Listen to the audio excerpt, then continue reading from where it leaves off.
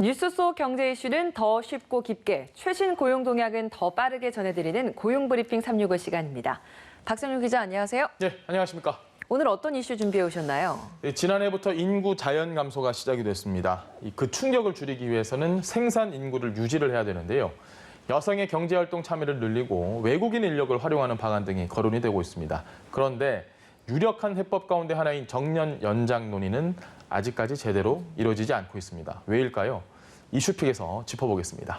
네, 계속해서 실질적으로 일하는 인구가 줄어드는 이런 상황인데 네. 어느 정도인가요? 수치를 좀 보면서 말씀드리면 현재 3,700만 명 수준인 생산 인구가 20년 뒤에는 2,800만 명대까지 줄어든다는 전망치가 나와 있습니다.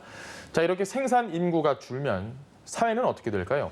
성장 동력을 잃고 또 노인 부양 부담은 점점 더 커질 수밖에 없겠죠. 네. 노동자 100명당 부양해야 할 고령 인구는 지난해 21.8명에서 2070년에는 100.6명으로 많이 증가하게 됩니다.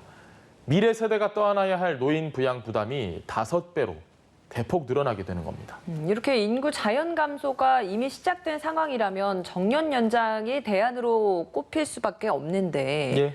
이 논의가 왜 진척이 없는 건가요? 반대하는 목소리가 생각보다 강하게 있기 때문이거든요. 특히 기업과 청년층이 부정적입니다. 우선 기업의 입장을 보면요. 기업 10곳 가운데 6곳은 60세를 초과한 정년 연장에 부담을 느낀다고 합니다. 한국경영자총협회가 지난 9월부터 석 달 동안 5인 이상 기업 1000여 곳을 대상으로 설문조사를 했습니다. 58%가 정년 연장이 부담이 된다라고 답을 했습니다. 기업 규모별로 좀 보면요. 직원 1000명 이상 기업에서는 71%로 이 부정적인 기류가 훨씬 더 높게 나타났습니다. 아니, 기업들이 이렇게까지 정년 연장에 부담을 느끼는 가장 큰 이유가 뭔가요? 연차가 쌓이면 네. 같이 올라가는 게 있죠. 연봉이 오르죠. 그렇죠. 돈 문제입니다. 이 정년 연장이 부담된다고 응답한 기업들은 가장 큰 문제로 바로 인건비를 꼽았습니다. 생산성이 떨어진다, 조직 내에 인사가 적체된다, 이런 답변들도 있었는데요. 기업들은 정년 연장을 위해서는 임금 피크제 확대와 인건비 지원, 또 근로계약 다양성을 위한 법과 제도 개선이 필요하다고 답했습니다. 그럼 청년들은 왜 여기에 반대를 하는 건지 이것도 궁금하네요. 자리 문제가 아닐까 싶은 조심스러운 예상들을 아마 하실 텐데. 신규 일자리 줄어드는 부분이요? 맞습니다. 네. 정년 연장이 이 청년 고용을 줄인다라는 그런 주장들이 나오고 있습니다. 앞선 조사에서 현 시점에서 60세를 초과한 정년 연장이 부담된다고 응답했던 기업 가운데 절반 이상인 53.1%가 신규 채용에 부정적인 영향이 있을 것이다 라고 답을 했습니다. 별로 영향을 미치지 않을 것이다라는 응답은 39.9%에 불과했습니다. 실제로 한국보건사회연구원은 1980년부터 2016년까지 고령층 취업자가 1%포인트 증가할수록 청년층 비중이 0.8%포인트 줄었다는 연구 결과를 내놨습니다. 하지만 반론도 만만치 않을 것 같은데요? 비슷해 보이지만 청년 일자리와 노년들의 일자리는 이게 같이 싸우는 게 아니고요. 네. 이걸 구분해서 봐야 된다라는 시각도 있습니다. 네. 하지만 문제는 오히려 일자리 양극화가 훨씬 더 심해질 수 있다라는 우려가 나오는 데 있습니다. 아니 정년 연장이 왜 고용 양극화와 연결이 되는 거죠?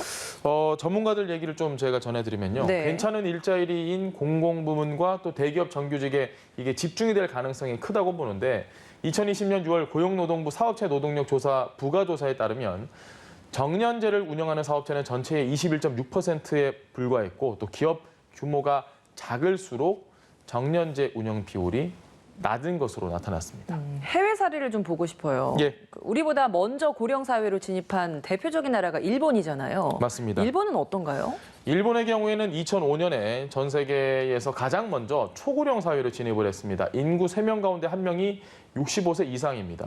그런 만큼 올 들어서 정년퇴직하는 나이를 기존의 65세에서 70세로 보장하도록 법을 아예 바꿔버렸습니다. 네. 고령 직원들은 65세 또는 70세 정년을 본인이 선택을 할 수 있고요. 혹은 개인 사업이나 비영리 단체에서 일을 할 수 있도록 마음을 먹었다면 이걸 또 회사가 지원을 해줘야 합니다. 아. 참 좋은 제도네요. 그러게요. 정년 연장이 해외에서 어떻게 대응하고 있는지 우리나라도 참고할 필요가 있을 것 같은데요. 다른 나라들의 사례도 좀 있습니까? 선진국으로 꼽히는 미국과 영국을 보면요. 네. 나이에 따른 차별을 막기 위해서 아예 정년 자체가 없습니다. 독일 같은 경우는 현재 65세인 정년을 2029년까지 67세로 연장한다는 계획입니다. 우리나라도 뭐 불과 4년 뒤면 초고령 사회를 진입한다라고 하고 있잖아요. 예. 이 정년 연장 논의 더는 미룰 수 없을 것 같은데요. 우리나라는 지금 노동시장에서 실질적으로 은퇴를 언제 하느냐 봤더니 네. 72.3세입니다. OECD 국가 가운데 1위입니다. 노인 빈곤율은 43.8%입니다. 이건 역시 OECD 국가 가운데 1위입니다. 이 자랑스럽지 못한 이런 기록들은 고령자의 경제적 상황을 고스란히 보여줍니다. 정년이 연장이 된다면 이러한 문제를 해결하는 데 어느 정도는 도움이 될 것으로 보이는데요. 벌써 몇몇 기업의 노동자들은 이런 정년 연장 논의를 공식적으로 요구를 하고 나선 상황입니다. 네, 찬반이 있기 때문에 갈등은 있겠지만 논의는 시작해야 될 시점이면 분명해 보입니다. 예. 정부는 어떤 준비를 하고 있나요? 정부에서도 인구 구조 변화에 대응을 하기 위한 사회적 논의를 지속한다는 입장입니다. 먼저 고령자 계속 고용 방안 등 주요 과제에 대한 간담회와 연구 포럼 등 사회적 논의를 지속하겠다는 방침이고요. 지난 7월 이미 경사노위 연구회를 통해서 고령자 고용과 임금 체계 개편 방안 논의를 밝힌 바 있습니다. 네, 한 컷 이슈 살펴보겠습니다. 오늘 어떤 소식 준비해 오셨나요?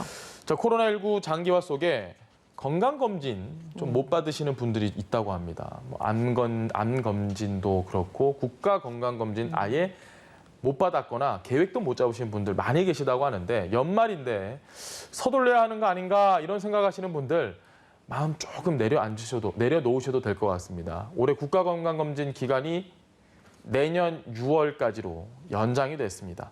연말이라서 검진 몰리는 것도 있고요. 코로나19 백신 접종으로 의료기관 업무가 늘어난 것을 고려한 조치입니다. 그러면 검진을 연기하려면 제가 어디 신청을 해야 되는 건가요? 어떻게 해야 되는 건가요? 네, 뭐 저한테 얘기하신다고 되는 건 아니고요. 검진을 연기하려면 2년마다 검진을 받은 사람은 국민건강보험공단 지사나 해당 사업장에 추가 등록 신청을 해야 하고요. 1년 주기로 검진을 받는 비사무직 근로자는 따로 신청을 하지 않아도 내년 6월까지만 받으면 됩니다. 산업안전보건법에 따라서 사업자가 근로자에 의무적으로 실시해야 하는 일반 건강진단 기한도 연장이 됐습니다. 내년 6월까지만 검진을 완료하면 과태료 부과되지 않습니다. 네, 이 점 꼭 시청자분들도 참고하셔서 6월까지 건강검진 받으시면 되겠습니다. 고령 인력의 직무 능력은 활용하면서도 청년 채용도 가능한 고용 대책을 통해 기업의 부담까지 줄여주는 정책 논의가 이루어지길 기대해 보겠습니다. 오늘도 박상률 기자와 함께했습니다. 고맙습니다. 네, 고맙습니다. 네, 지금까지 고용브리핑 365였습니다.